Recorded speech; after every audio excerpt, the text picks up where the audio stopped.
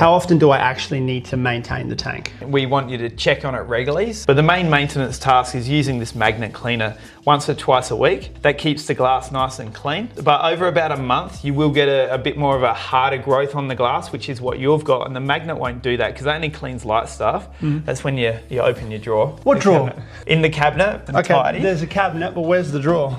There's not much else in there. I mean, there's a drawer right there, and there's a scourer. Everything's nice and neat. Well, that's a scraper. Okay, that's the scraper. This is your scourer. It's That's still the brand new. Hasn't used it. So you get everything you need when you buy the aquarium. This here is a sharp blade, and with the long handle, it allows you to clean the glass. Even though that's embarrassing. If you do that once a month and use a magnet, weekly, your glass and your back of your aquarium will look great. Every month or every 6 weeks, top up the auto feeder and also your freshwater reservoir, which is just tap water. If you fill it up to say 17 litres, that'll last for about 4 to 6 weeks. Keep that topped up, keep the food topped up, clean the glass and check on it regularly.